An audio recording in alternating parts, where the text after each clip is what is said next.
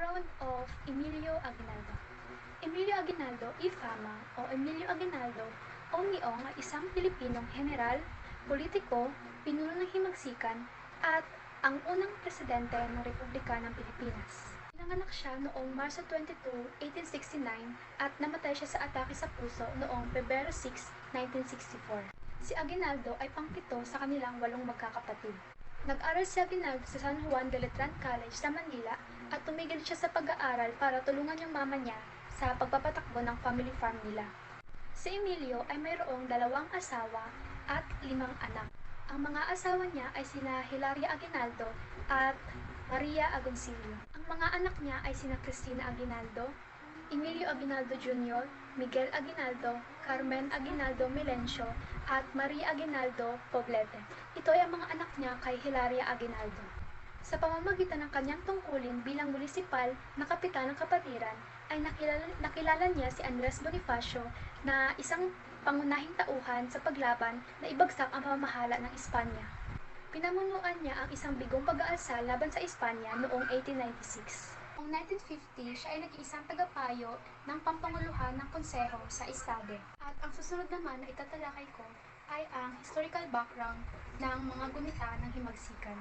Ang unang volume ng mga gunita ng himagsikan ay isinulat sa Tagalog ni Emilio Aguinaldo gamit ang kanyang sariling sulat kamay noong 1928 to 1946 at isinali niya rin bilang Memoirs of the Revolution noong 1967. Sa paunang panimula ni Aguinaldo, sinasabing ang mga alaala ay batay sa mga pangyayaring naalala niya pa rin. Ito ay mula sa mga taala-arawan na iningatan at pinotektahan niya, mga dokumento na napanatili niya, at ang mga lore ng pamilya na natipon mula sa mga nakatatanda. Napakita rin dito ang pakikipaglaban ng mga Pilipino sa mga Espanyol para makamit ang ating kalayaan. Sa gayon, ito ay isang paraan na pag-vindicate ng kanyang sarili mula sa mga negatibong aspirasyon laban sa kanya. Nagbibigay ito sa atin ng isang pananaw ng mga personal na saloobin at damdamin ni Aguinaldo kung saan makakatulong sa mas malalim na pag-unawa natin sa Pilipinas. Motibasyon ni Emilio sa pagsulat sa librong ito ay upang matulungan ang mga historiador ng Pilipino sa pagkakaroon ng kaalaman sa larangan ng kasaysayan ng Pilipinas para mapanatili ang alaala ng kasalukuyang henerasyon at para maalala ang katutubong kabayanihan ng bawat Pilipino sa pagtanggol ng kalayaan na inaalagaan na higit pa sa pagsisikap ng sinumang dayuhan na nananakop. The Battle in Imus. Aguinaldo wrote about how he felt delight and nervous, being it is his first time to plan an attack. It is the first time he is faced with such tremendous challenge to create strategic decisions and make it quickly. Aguinaldo has a high level of authority within the group and is able to command his men to their next move. He recounted when he made it to the door of the hacienda, even when the Guardia Civil kept raining them with bullets, with only his sergeant on his side. The fight is a bloody one that prompted him to scope the area and find a vulnerability that would favor them. He was able to enter the convent only to find out that the people they are fighting against fled the scene already. Defeat of Brigada Aguirre. Aguinaldo went to Imus after he received the news about the threat of the city being captured. He arrived and strategized, ordered his troops to remain quiet and stay low even if the enemy kept firing. They were able to trick the opponent, making them vulnerable to Aguinaldo's troops, killing a lot in the process. General Aguirre, while running away, dropped his sable de mando, but Aguinaldo didn't manage to capture him. But regardless of that, they won. The people of Imus cheered for them, shouting "Mabuhay ang Tagalog." Aguinaldo immediately urged to establish a punong bayan to facilitate Imus, which went to Ginoong Jose Tagle, and the people agreed. Everybody is happy, and Aguinaldo went back to Cavite El Viejo, where he was also greeted by the people gleefully. The Tejeros Convention. Aguinaldo was made aware of what happened in the Tejeros Convention. He was informed by the people present in the event that they are confused as to why Supremo Bonifacio, who suggested the assembly and wanted to unify the factions, perpetuated the heated dispute in the event. Aguinaldo was hesitant to leave his post and take oath as a president. So he said no. A few hours passed and his brother General Crispulo Aguinaldo personally went to take over his post in Pasong Santol and vowed to defend it with his life. That convinced him to leave his post and go to the hacienda in Tejeros. They arrived, but the entire convention is moved to Santa Cruz de Malabon because Supremo ordered to close the hacienda. All of the elected officials are there except from Ricarte and Bonifacio. General Ricarte arrived but was on the fence and doesn't want to take oath, but then eventually persuaded by Secretario Riego de Dios. The Tejeros Convention after. That same night, they held their first meeting as a new unified body. Aguinaldo wanted to station all Magdiwang troops that are not facing any immediate threat to transport to Pasong Santol. General Ricardo decided to leave the meeting, claiming he is not feeling well. The two remaining people in the meeting agreed to Aguinaldo's plan. The next morning, he welcomed the battalion from Magdiwang under Comandante Villanueva, and in accordance to his plan, he immediately ordered them to travel to Pasong Santol, Saletran, and Dasmariñas to aid the troops and his brother General Crispulo. Tension between Aguinaldo and Andres Bonifacio. Aguinaldo received the news on March 24 that the ministers of the pamahalaan ng Magdiwang, Kapitan General A. Ricarte, Andres Bonifacio, and multiple other people held a meeting in the morning of March 23, where they created Acta de Tejeros, which nullified the results of the Tejeros Convention that was held the previous day. Multiple troops of Magdiwang arrived the very same day. Aguinaldo was thrilled about the support and ordered them to help his brother in Pasong Santol. They obeyed his orders and went on their way. The next day, however, he received a news that Supremo Bonifacio impeded the troops that is tasked on helping General Crispulo and imprisoned them, much to the dismay of Aguinaldo. March 25, when Aguinaldo received the news that his brother died fighting and that Pasong Santol was now under the rule of the enemy of the revolution. Creation of Consejo de Guerra. Aguinaldo wanted to create the Consejo but was opposed by many generals, arguing that the Consejo is not needed in the time of war, and that in their eyes what the Bonifacio brothers did is a clear indication of treachery to the pamahalaang maghihimagsik. He replied in the vein that the brothers should undergo a strict analysis in accordance with the law of the Consejo, especially because they both have the same enemy and goals. Eventually, they formed the Consejo de Guerra, where the West Instructor is Coronel Pedro Lipana, Fiscal is Coronel Jose Elises, and the defender of the Bonifacio brothers being Coronel Placido Martinez and Coronel Teodoro Gonzalez. The Bloody Battle of Naik. A month passed where the troops were at rest and faced no immediate threat when Naik was attacked by the Spaniards. The enemy fought fiercely under the command of Capitan General Don Fernando Primo de Rivera. Despite of the amount of their troops succumbing, they eventually fled after leaving a ton of guns, ammunition, and food.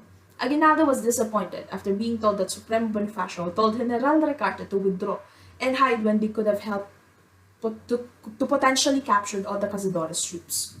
Aguinaldo, seeing the impending threat, ordered to gather all of their supplies and transport it away to Marmonton. The people of Timanan also fled, and what is left is the troops of Magdalo and a few brave people that wouldn't want to leave the brave troops alone. Aguinaldo felt the immense danger dawning upon them. The Spanish troops are seeking revenge after the multiple defeats. They were defeated in Timbalan and extremely despised it. They were fiercely fighting and launching cannons at them, hauling bombs at Aguinaldo's troops.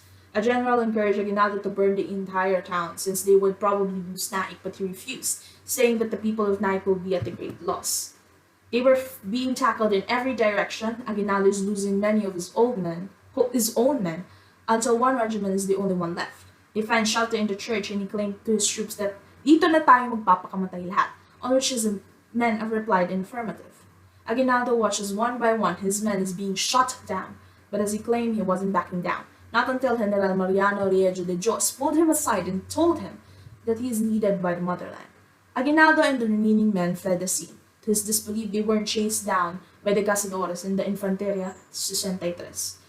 The Spanish troops opted to shout Viva España and roll the flag of Spain on the church's tower. Sentencing of the Bonifacio brothers. The brothers went on to trial under the Consejo de Guerra, where it was determined that they are guilty of committing treason to the pamahalaang himagsikan, and that the judgment for the crimes is death. Aguinaldo ordered to reduce the punishment to exile, knowing he and Bonifacio is fighting towards the same goals. But many opposed this idea because in their eyes, the brothers committed treachery.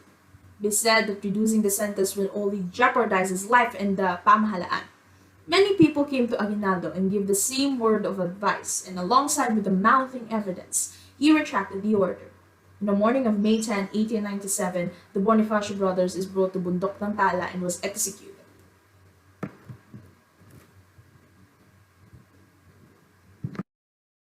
So, dito sa content analysis, itong gunita ng himagsikan ni Emilio Aguinaldo ay about sa mismong dalawang sangguniang bayan na Magdalo at Magdiwang. Sila yung may mga malaking ginampanan para makamit nila yung kalayaan ng lalawigan ng Cavite laban sa mga Kastila.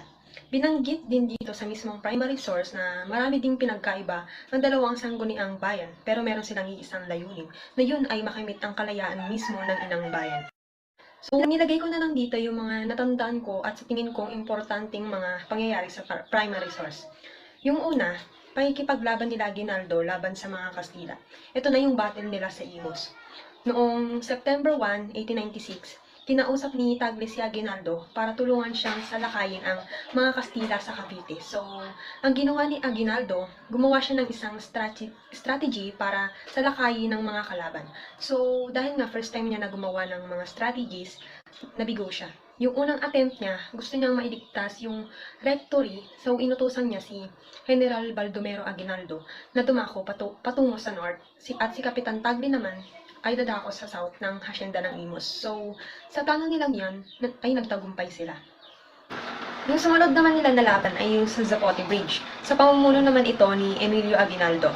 Natalo nila ang mga Kastila sa pamumuno ni General Polavieja. Noong nahulog ang mga Kastila sa patibong nila Aguinaldo, doon na nila pinagpapatay at pinagbabaril ng mga Filipino rebels ang mga Kastila at sa kasawiang palad. Si General Evangelista ay napatay din sa labanan. Napalaya na rin nila ang lalawigan ng Cavite. Sumunod naman na mahalagang nangyari ay ang first election of presidency sa Tejeros Convention na kung saan nagkaroon ng botohan ng presidente sa pagitan ni Aguinaldo at Andres Bonifacio. Pero, nanalo si Aguinaldo at si Bonifacio naman ang naging Director of Interior pero tumutol dito si Tirona dahil hindi daw siya nababagay dito. At ang nababagay daw ay si Jose de Rosario na taga-Tanza. Dahil sa otoridad ni Tirona bilang presiding officer, dineclare niya na void at null ang paglilitis. Sumunod naman ay ang pagkamatay ng dalawang magkapatid na sina Andres at Procopio. Na-execute sina Andres at Procopio dahil sa pagtataksil nila sa samahan na kung saan napatunayan daw silang guilty at may planong revolusyon at ganting paghihimagsik. Nung una, sinabi ni Aguinaldo na bawasan na lamang ang kanilang sintensya na sa halip na parusahan ng death penalty ay ipatapon na lang sila sa pinakadulo ng kabundukan na Pico de Loro na lalawigan din ng Cavite. Pero sinabi nila na mapanganib daw kapag hindi nila pinurusahan ang dalawa. So kaya nagbago din ang isip ni Aguinaldo at sinintensyahan din niya ang Bonifacio brothers ng kamatayan. So, dito sa contextual analysis, sinabi ng author ng primary source na si Emilio Aguinaldo kung bakit niya ay sinulat ang gunita ng himagsikan upang ipaalala sa mga Pilipino ang mga pangyayari noong revolution. At bilang tayong mga Pilipino, magising ang diwa natin upang ipaglaban ang ating karapatan, maging makabayan at malaman ang kahalagan ng pagkakaisa. Kung susuriin natin mabuti ang mga nilalaman ng primary source, marami pa ditong mga untold stories at hindi malinaw na mga pangyayari behind the Philippine history. Parang binibigyan niya lang tayo ng specific na pangyayari o binibigyan niya lang tayo ng ideya sa mga spesipikong nangyari noon during the Spanish colonization at nakafocus lang sa mga strategies na ginawa ng mga Katipuneros kung paano nila nalabanan ng mga Kastila at pinakita rin dito kung paano tumulong ang mga non-Katipuneros na mga Pilipino sa pakikipagdigma.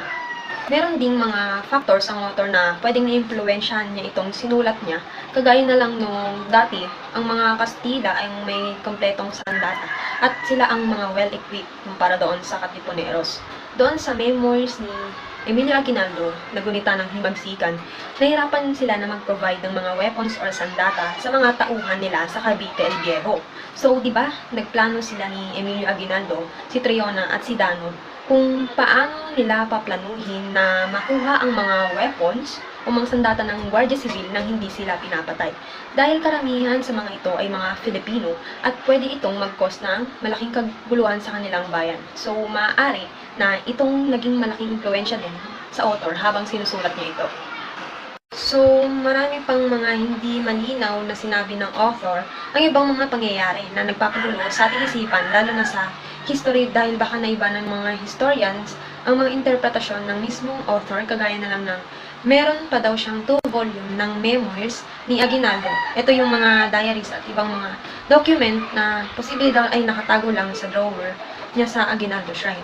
May nabasa din ako sa secondary sources na may connection din daw ang gunita ng himagsikan sa pagkamatay ni Dr. Jose Rizal. Yung mismong pagkamatay ni Dr. Jose Rizal ay naging sanhi sa mga Pilipino na pagkagalit, pamumulat sa katotohanan na kailangan nilang ipaglaban ang karapatan at ang kalayaan laban sa mga Kastila, di ba? Pero nabasa ko din na may connection itong gunita ng himagsikan ni Aguinaldo dahil sa mga oras na nagkaroon ng conflict between those two factions, which is ang Magdalo at Magdiwang, in-execute na pala si Jose Rizal at hahatulan na ng kamatayan noong December 30. So, humingi daw ng tulong si Aguinaldo kay Bonifacio na i-rescue si Rizal sa pagtatangkang kikidnapin daw nila si Rizal upang mailigtas, ngunit dumating ang kuya nitong si Pasiano at tumutol ito sa plano ng dalawa dahil ayaw niyang magkaroon ng madugong labanan. Kaya wala silang nagawa kundi umatras na lamang at bumalik ng Cavite. So, dyan pa lang, marami pang mga pangyayari talaga ang hindi malinaw at marami pang mga untold stories na nakapagbigay sa ating lahat at sa history ng confusion sa kung ano nga ba talaga ang malinaw na mga kaganapan at mga nangyari sa noon. Sa pamamagitan ng memoir na ito, madami tayong nalaman tungkol sa mga nangyari habang nasa pananakop tayo ng mga Kastila. Nariyan ang mga kaganapan sa Battle of Imos na sa unang paggawa ng strategy ni Andres Bonifacio ay hindi sila nanalo.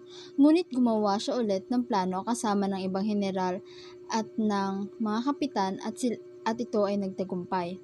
Sumunod ang laban sa Zapote Bridge na sa pamumuno ni Emilio Aguinaldo, nagtagumpay sila dahil sa ginawa nilang plano na hulog sa patibong ang mga Kastila. Kasama din sa mahalagang impormasyong nandito ay ang eleksyong naganap sa Tejeros Convention para sa susunod na Pangulo. Naging mahigpit ang labanan sa pagitan ni Andres Bonifacio at Emilio Aguinaldo at ang kanilang partidong Magdalo at Magdiwang. Sa mga nangyaring labanan sa pagitan ng mga Pilipino at Kastila, kinailangan ang pagkakaisa ng bawat Pilipino upang makamit ang ating tagumpay. Mababasa ang ilan sa mga pagkakaisang ito sa memoir na ginawa ni Emilio Aguinaldo. Gaya na lamang ang pagkakaisa ng mga matataas na opisyales noon upang bumuo ng mahusay na mga katipunero para sa matinding himagsikang naganap, makamit lamang ang ating kalayaan. Maraming buhay ang isinakripisyo upang makamit ang kalayaang meron tayo sa ngayon. Makikita ito sa labanang nabanggit sa memoir ni Emilio Aguinaldo. Gaya na lamang na nangyari sa Bloody Battle in Naik. Maraming buhay ang nasawi kaya dapat lamang pahalagahan natin ang kalayaang meron tayo sa ngayon dahil di natin ito makakamtan kung wala ang pagsasakripisyo ng mga taong nasa labanan noon at pati na rin ang ideyang meron sila upang makamit natin ang kalayaan natin mula sa mga Kastila.